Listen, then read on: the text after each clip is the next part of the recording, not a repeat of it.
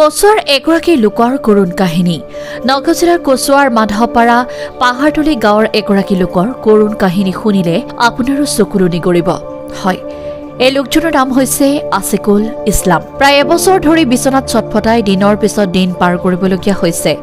জানিব পৰা মতে লোকজনে ঘৰ নিৰ্মাণ কৰি থকা অৱস্থাত চাদৰ ওপৰৰ পৰা পৰি কঁকাল আৰু পিঠিৰ হাড় ভঙাত গুৰুতৰভাৱে আহত হোৱাত নিজৰ ভূমি সম্পত্তি বিক্ৰী কৰি নগাঁৱৰ বিভিন্ন চিকিৎসালয়ত চিকিৎসা প্ৰদান কৰিছে যদিও সুস্থ হৈ নুঠাত উন্নত চিকিৎসাৰ পৰামৰ্শ দিয়ে চিকিৎসকে। পৰিতাপৰ কথা হ'ল বৰ্তমান চিকিৎসাৰ কথা বাদেই এসাঁজ খাই এসাঁজ লঘোণে থাকিবলগীয়া হৈছে পৰিয়ালটো, যাৰ বাবে লোকজনে কেমেৰাৰ আগত চকুলো টুকি অসমৰ মুখ্যমন্ত্ৰী ডক্টৰ হিমন্ত বিশ্ব শৰ্মা, ৰহা সমষ্টিৰ বিধায়ক শশীকান্ত দাসকে ধৰি বিভিন্ন দল সংগঠন আৰু ৰাইজক সহায়ৰ আহ্বান জনাইছে নিৰুপায় ব্যক্তিজনে।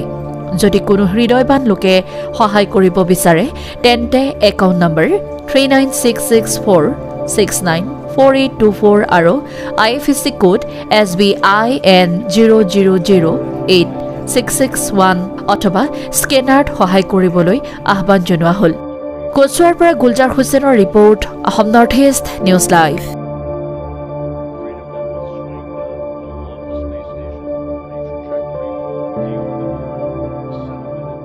মানে সংস্কৃতিত পঢ়ি আছো এবছৰ ধৰি। মই ঘৰৰ চালৰ ওপৰৰ পৰা পৰি পেলাই এবছৰ হ'ল। মোৰ পিছফালে হাডিটো আছে, এইটো ভাঙি গ'ল। মই চিকিৎসা পাতি কৰাইছোঁ। মোৰ মাটি আছিলে অলপ, মানে বেছিখিনি নগাঁও ডিজিটেল হস্পিটেলত চিকিৎসা কৰাইছোঁ, একো লাভ হোৱা নাই। এতিয়া মোৰ দুটা বেটা আছে, মোৰ মাইকীজনী আছে, মই চলিব পৰা নাই, মানে একো মানে ব্যৱস্থাই নাই। মানে যিমানে মানে আপোনাৰ তাত মই সাহায্য চাইছোঁ, 1-2 টকা কৰি যিমানেই আপুনি 10-5 টকা কৰি দিব পাৰে মোক ভিক্ষা দিয়ক। মই দুটা সৰু সৰু বাচ্চা আছে, মই এই বাচ্চাক খুৱাব পাৰোঁ। মোৰ ভৰিখনে একদম চলিব কাম নকৰে, পেচাব পাহেনা একদম ডাইৰেক্ট হৈছে। মানে ঘৰত 24 ঘণ্টা শুই থাকিব লাগিব। মানে মোৰ পিছফালে ভৰিত গাও হৈছে যে, মানে হাড়দিত ধৰিছে, 24 ঘণ্টা মোৰ জ্বৰ থাকে। মোৰ হাতত 1 টকাও নাই যে মই হস্পিটেলত যাম, খাবাৰেই পইচা নাই, হস্পিটেলত কৈ লৈ যাম। আপুনি মৰমৰ ৰাইজৰ আপুনি যদি সাহায্য কৰে মই চলিব পাৰোঁ। মই হিমন্ত মামাক মই আবেদন কৰিছোঁ, যদি আপুনি ভিডিঅ'টো চাই থাকে তেনেহ'লে আপুনি যদি মোক হেল্প কৰে, মানে 2 বেটা লৈ মই চলিব পাৰোঁ, মই চিকিৎসা পাতি মই কৰিব পাৰোঁ।